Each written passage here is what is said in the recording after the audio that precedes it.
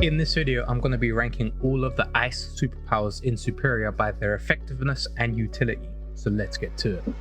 Now, before we start, the ice superpower tree is built on top of something called ice spike. So the more ice spike augment you get, the more this superpower snowballs into like just this unstoppable machine of like pure damage and CC.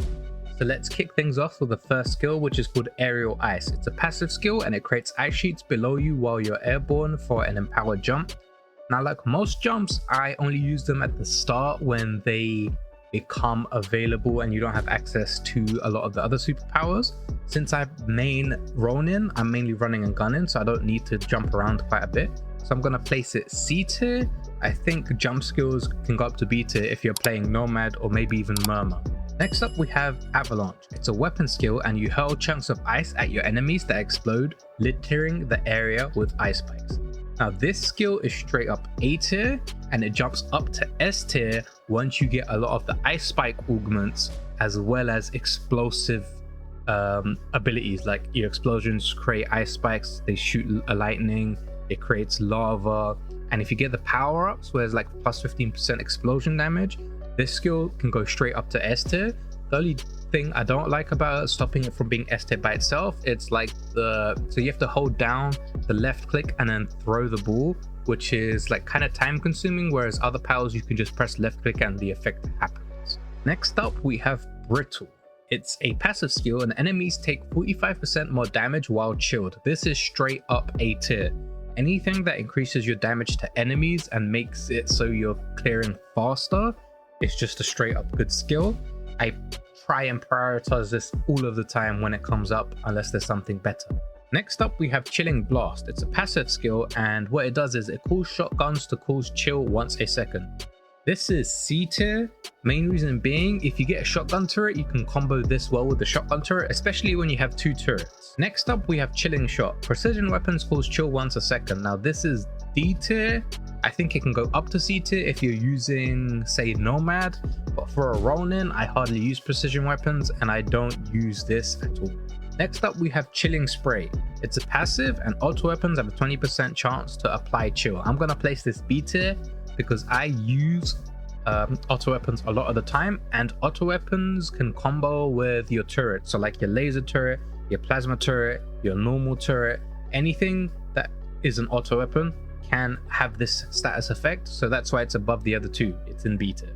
Next up, we have Cold Snap. It's a passive skill and melee kills on a chilled enemy create a field of ice sheets. So this can be considered C tier. It can go up if you have the ice sheet augments.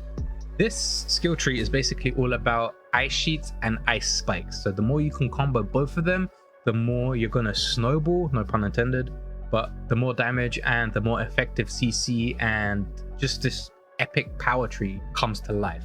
Next up, we have Frost Punch. Hold melee to deal X damage and create a field of ice spikes. Your basic attacks cause chill. So I'm going to place this C tier with Cold Snap. Main reason being, melee is good at the start of the run and at the start when you're leveling after using the infamy system, but after that it's more effective to just shoot or dash through using other powers than to melee. Melee is a good oh shit moment.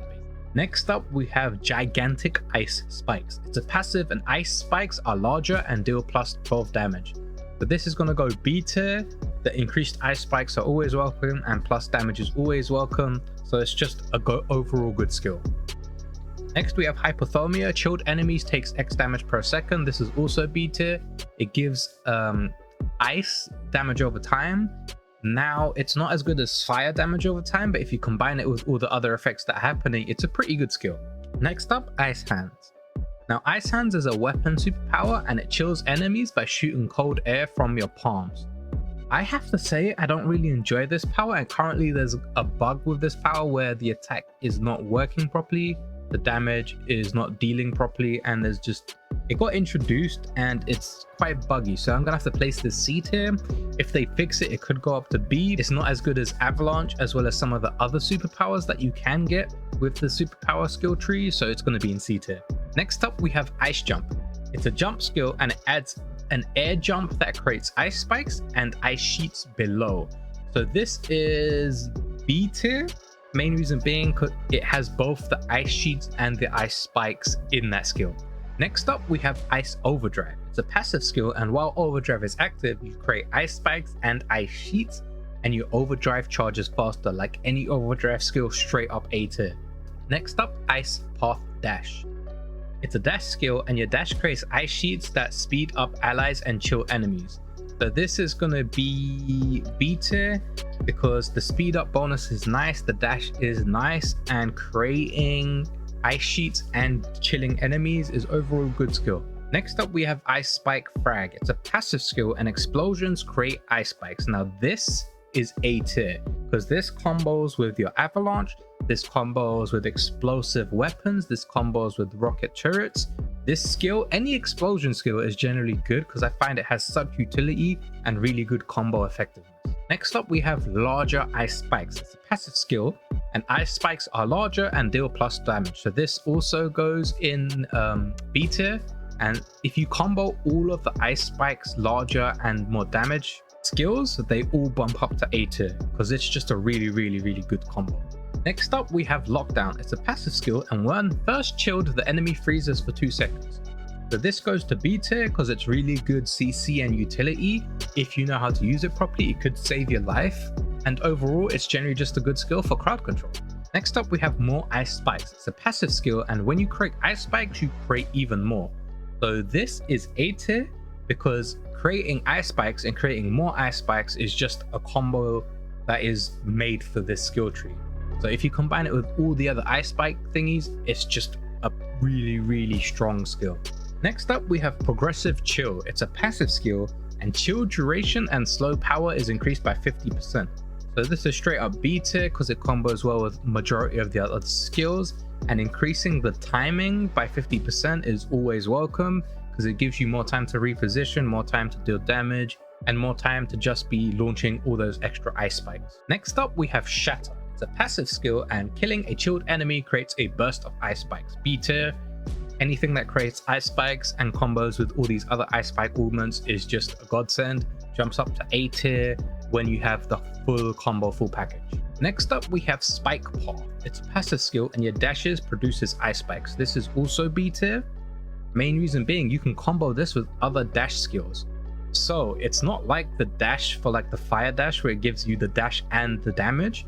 This is a separate skill which you can pair on top of other skills. So this jumps up to A tier if you combo it with another Superpowers dash skill, but it's currently B tier. Main reason it's B tier and not C tier is because it adds the ice spikes and it's a separate skill.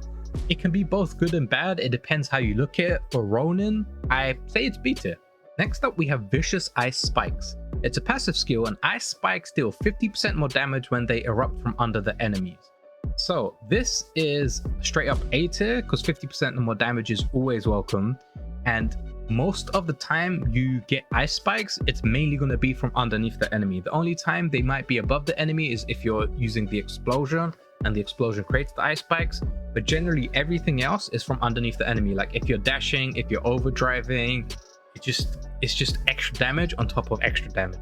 And finally, we have Weakening Chill. It's a passive skill, and chilled enemies deal 25% less damage.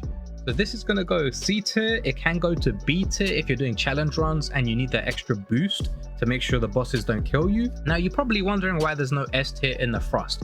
The S tier only comes into play when you have comboed at least 6 or 7 ice spike augments with the ice overdrive. So if you have the whole combo going, all of these bump up a tier. So basically it could be possible to have at least 5 to 6 S tier skills if you get the combo and build right.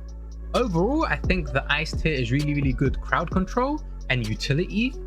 It's also really good AoE damage when comboed properly with its superpower weapon skills, but I do like to combo it with the other skill trees. And the next one we're going to be doing is Volt, and that is my favorite skill tree, so stay tuned for that. That's pretty much it for this video. Don't forget to smash that like button, hit that subscribe button, and turn on that notification bell because it's free and it's the easiest way to support me as a content creator. If you haven't already, go check out my other tier list videos, which can be found here or here, one of the corners. And I'll see you guys in the next blockchain Web3 NFT gaming video.